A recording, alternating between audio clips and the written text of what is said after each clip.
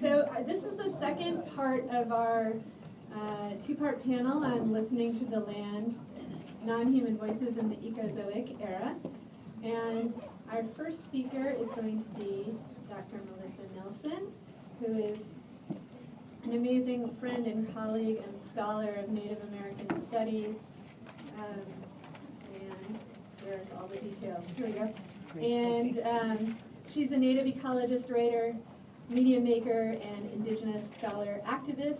She's an associate professor in the American Indian Studies at San Francisco State University and president of the Cultural Conservancy, an indigenous rights organization she has directed since 1993. Please welcome Dr. Melissa Nelson.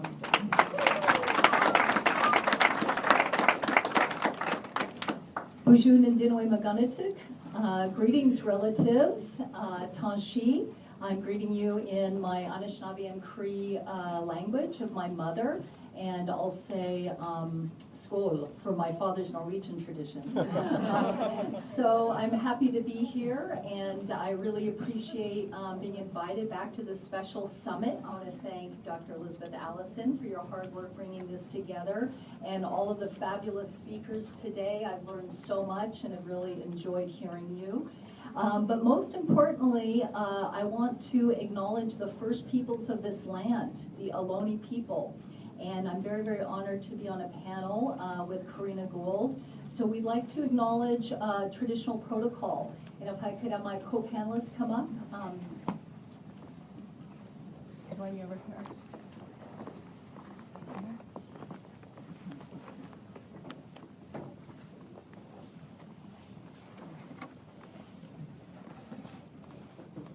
Karina, if you could come up.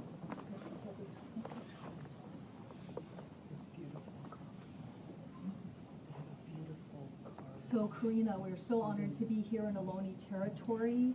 I come from the Anishinaabe people. I come from the people from Tonga in the Pacific, from the Pacific Ocean, the Moana. And I come from Western Europe. And we're asking for permission to come into your Ohlone territory. We come with a good heart, and we're looking forward to meeting your people and your lands.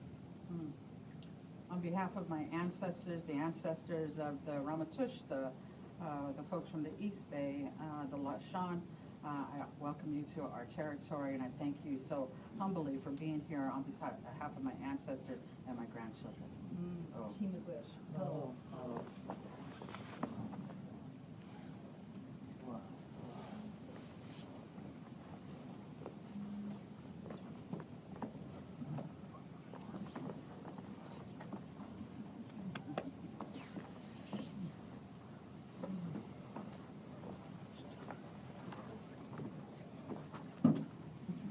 That's how we greet each other when we go to indigenous territories. And it's so important to always acknowledge wherever you are, you're on native lands. You're on someone's native lands.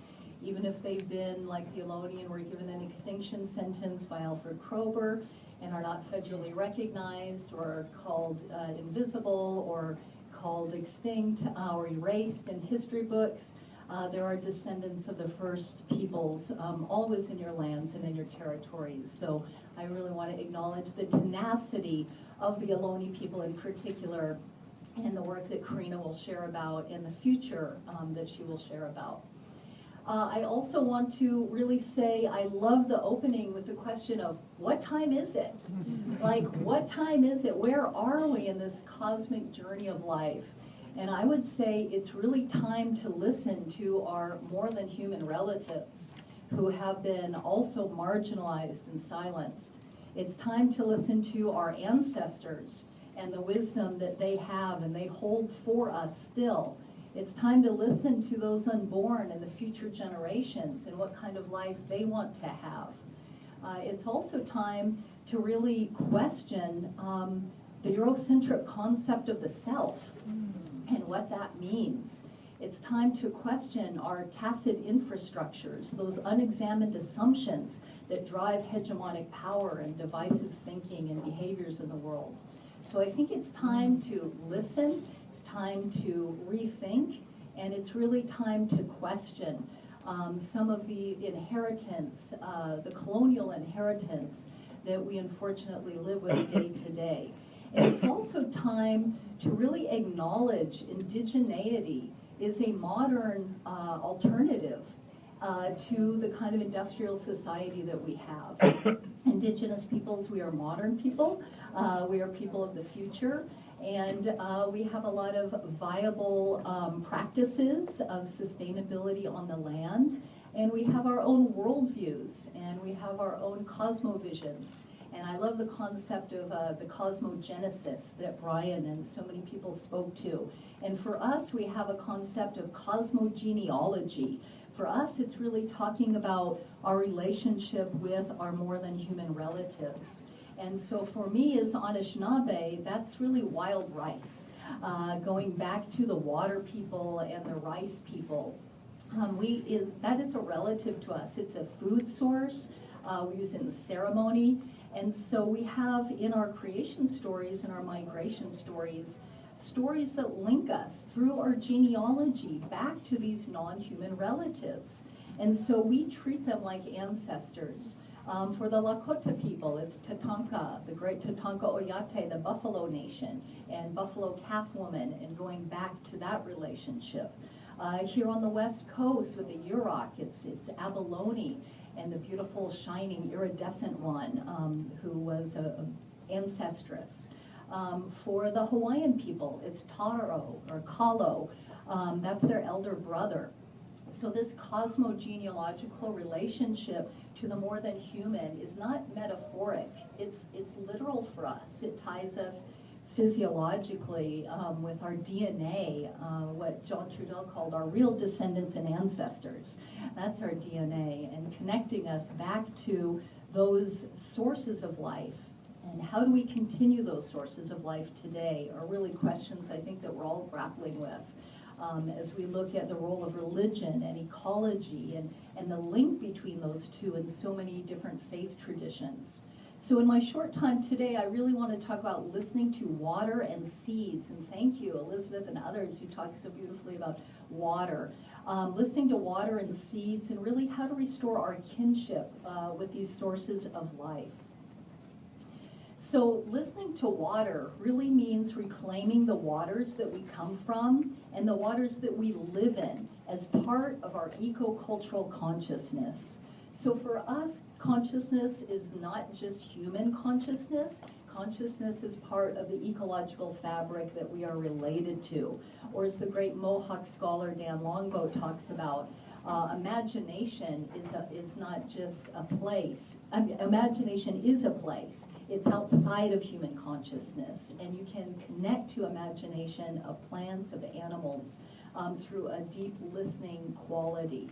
So it's important that we listen to water, as Elizabeth pointed out, in many different ways, and to really acknowledge what waters do you come from. In the Polynesian tradition, being island people, I've learned from my Maori relatives, when they greet each other, the first thing they say is, what waters do you come from? They're island people. Which canoes came in? Which watershed? Which mountain? So it's always tied back. Your identity is tied back to your sacred landscapes. And then we've all, through migration and diaspora, moved around. So we now have, what are our personal watersheds? What is the creek nearby you, the bay or estuary you live in, the lake that you're by? These are our contemporary sacred places. It's the places that we're living. And how do we once again become native to place with these water bodies, wherever we find ourselves? But to always acknowledge it's someone else's territory. Here in the bay, we are in Ohlone territory. And they have ancestral connections going back centuries and millennia to these special places that we'll hear about more with the shell mounds. This is a wonderful quote that was from the Fourth World Water Forum. For all indigenous peoples of the world, water is the source of material, physical, and spiritual life. It's quite a powerful, strong statement of the significance of water as really a relative that needs care, attention, restoration, but sadly is in dire straits, right? Water has been suffering from pollution and exploitation and overuse. So it's time to really rethink our relationships with water, and indigenous peoples have many deep traditions. We know the water protectors tradition that has just been so powerfully exhibited at Standing Rock in the No Dapple movement, and acknowledging that we are guardians of and protectors of the water wherever we are. We really need a paradigm shift in the way we think about water. It's not a resource, but a relative. It's not outside of us, but it's within us. It's part of us. It's not endlessly renewable, but it's finite. It's precious. It's endangered. It's not predictable. It's not controllable. It's not passive. It's extremely powerful, very elusive and mysterious. It's not just something we consume, but something that we must give back to. And for us, we must sing to water. We must love water. We must make offerings to water. No matter how precious, like in the desert with the Hopi farmers with less than 4 inches of rain, growing their beautiful blue corn, or in Hawaii, the wettest place on the planet, on Kauai, where they have, feet of water, and still water is, wealth is vai, water is vai. So wealth in the Hawaiian language is water, water. So it just shows the beautiful power of water in so many traditions. And again, there's these eco-spiritual aspects of water in many faith traditions, right? It's considered the lifeblood, not just metaphorically, but actually quite literally. And even our earth sciences are talking about water now as, with biogeochemical cycling and the hydrology cycle, how significant it is for ecosystem health. So sacred water cycles, again, the water cycle is all seen as something outside of us. We live a daily water cycle. You get up, you drink that glass of water, you go release it back into the environment, you sweat, you cry. Water is a very intimate part of our life. But it's also dangerous, as we saw with the recent flooding. It carries pathogens. It can be very dangerous. So water has to be deeply respected. We have a lot of storied waterscapes. If you look at a river, a creek, whatever water body, the indigenous peoples will have many stories about it. And they're not always positive. There's really a lot of trepidation and ambiguity often in relationship to certain water bodies because of things that can happen there, drownings, accidents. But it's incredibly nourishing and healing as well. So through the Cultural Conservancy, we've been involved with the Guardians of the Waters program to restore watercraft and canoe traditions and the knowledge related to that, like navigation, and also teaching youth about really reimagining water consciousness and what that looks like to enter native water consciousness. And again, we have to be careful and acknowledge that there are water spirits. That within the oceans and the rivers, it contains many different mysterious entities, cosmic serpents.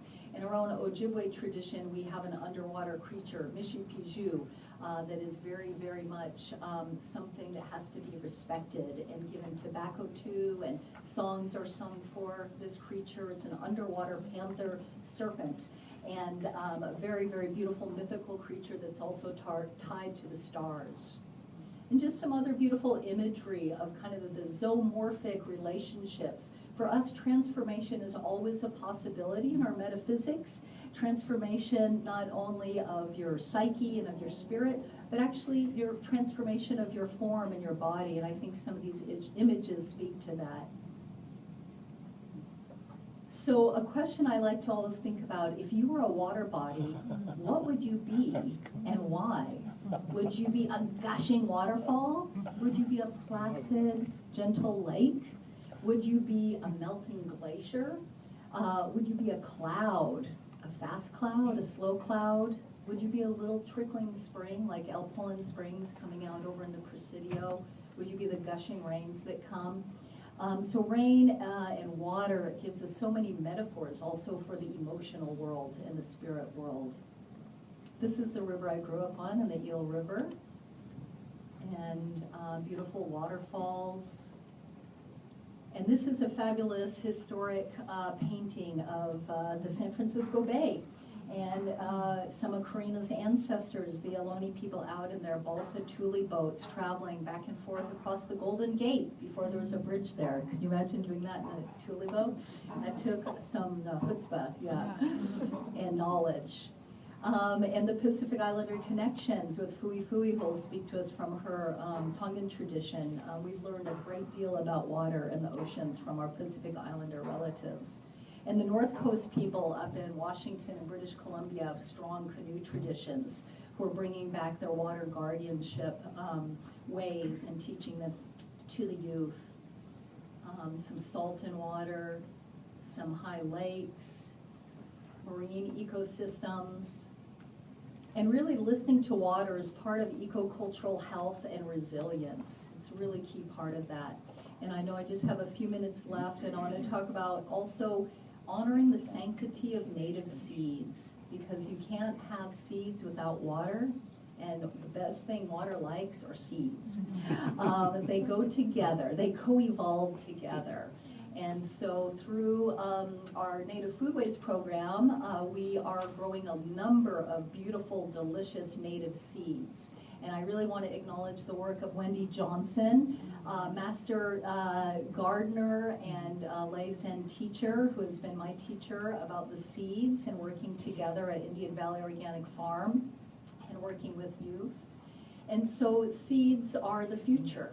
Earlier, Dr. Cynthia was talking about hope. Planting a seed is an act of hope.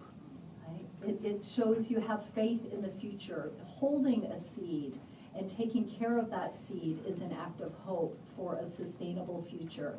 And we want our native, heirloom, traditional seeds. We do not want genetically modified seeds, right? We want to have strong, healthy seeds for our food and our health and our well-being. These are some of the native squashes and sunflowers we grew as well out at Indian Valley Organic Farm. Some of the beautiful strawberries. We're coming up to strawberry time. And this is a very important time for California natives who practice the first strawberry ceremony. I was just talking to April McGill yesterday about, she's Pomo, about how she can't eat. She goes through kind of a Lent. She goes through a type of restriction, voluntary restriction of not eating strawberries from the new year until the first wild strawberries show up, usually in March or April. And then they have 2 or 3 days of feasting for the first strawberries to really recognize and honor the fruits of Mother Earth. And then a whole new cycle begins. And also the beautiful sacred corns that we're growing and how important corn is for the native peoples of the Americas. And to give you a little example of some of my native foods, the wild rice, the manomen, the good grain. And this is gathered in the fall time on lakes in traditional canoes. And climate change has been greatly impacting our wild rice with temperature rise, with pollution, with water quality changes. The rice has been suffering, but there was a pretty good year last year. So what does being a guardian of the water mean to you? I would like to leave that question with you. And also, what does it mean to hold the wisdom of seeds? So what are the ancestral waters and seeds that you hold, and how can they help create a resilient future for all beings? Thank you so much. Chiminwech.